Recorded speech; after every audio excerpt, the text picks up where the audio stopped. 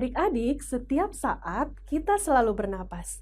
Mengapa sih kita harus bernapas? Apa yang terjadi saat kita bernapas? Ingin tahu jawabannya? Yuk simak terus video ini.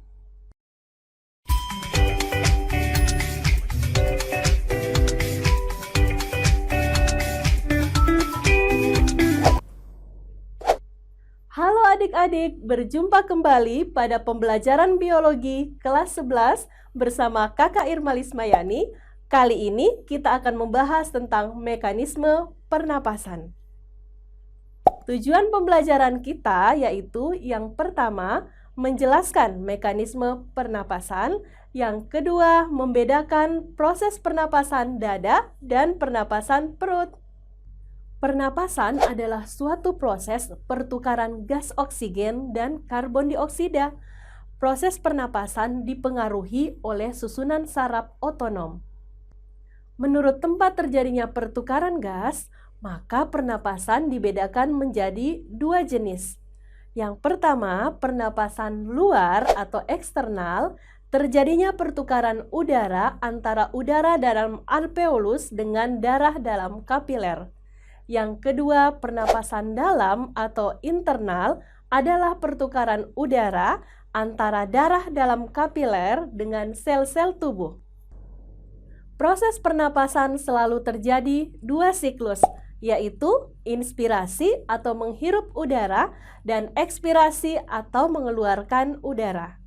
Berdasarkan cara melakukan inspirasi dan ekspirasi serta tempat terjadinya pernapasan, manusia dapat melakukan dua mekanisme pernapasan, yaitu pernapasan dada dan pernapasan perut. Pernapasan dada dan pernapasan perut terjadi secara bersamaan. Yuk kita bahas satu persatu. Pernapasan dada merupakan pernapasan yang mekanismenya melibatkan aktivitas otot-otot antar tulang rusuk atau interkosta. Pernapasan dada terjadi melalui fase inspirasi dan ekspirasi yang mekanismenya sebagai berikut. Fase inspirasi pernapasan dada terjadi ketika otot antar tulang rusuk berkontraksi yang menyebabkan tulang rusuk terangkat atau posisi datar, kemudian paru-paru mengembang, mengakibatkan tekanan udara dalam paru-paru menjadi lebih kecil dibandingkan tekanan udara luar, sehingga udara masuk ke dalam paru-paru.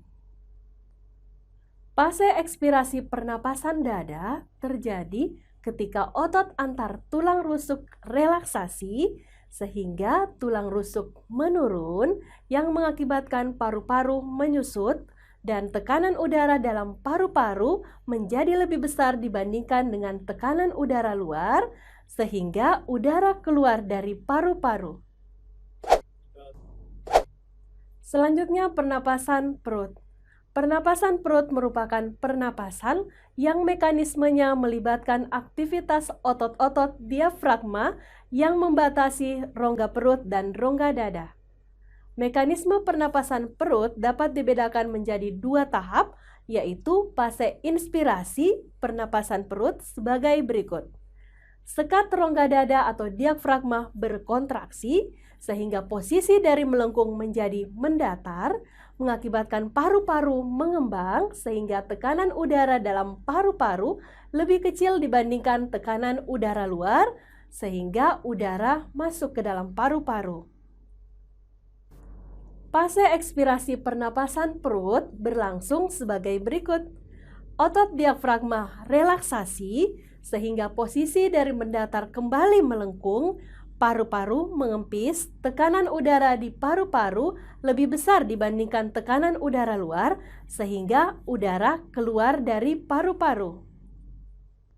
Adik-adik, selanjutnya kita akan membahas frekuensi pernapasan, yaitu intensitas memasukkan atau mengeluarkan udara per menit dari dalam keluar tubuh atau dari luar ke dalam tubuh. Pada umumnya, intensitas pernapasan pada manusia berkisar antara 16-18 kali per menit. Tahukah kamu faktor-faktor yang mempengaruhinya? Yuk simak penjelasan kakak. Faktor yang mempengaruhi intensitas pernapasan yang pertama adalah usia. Balita memiliki frekuensi pernapasan lebih cepat dibandingkan manula. Semakin bertambah usia, maka intensitas pernapasan akan semakin menurun. Yang kedua, jenis kelamin. Laki-laki memiliki frekuensi pernapasan lebih cepat dibandingkan perempuan. Yang ketiga, suhu tubuh. Semakin tinggi suhu tubuh, misalnya saat adik mengalami demam, maka frekuensi pernapasan akan semakin cepat. 4. Posisi tubuh. Frekuensi pernapasan meningkat saat berjalan atau berlari dibandingkan posisi diam. Frekuensi pernapasan posisi berdiri lebih cepat dibandingkan posisi duduk. Frekuensi pernapasan posisi tidur terlentang lebih cepat dibandingkan posisi tengkurap. Yang kelima, aktivitas. Semakin tinggi aktivitas, maka frekuensi pernapasan akan semakin cepat. Baik adik-adik, demikian pembelajaran kita kali ini. Semoga bermanfaat. Terima kasih dan sampai jumpa.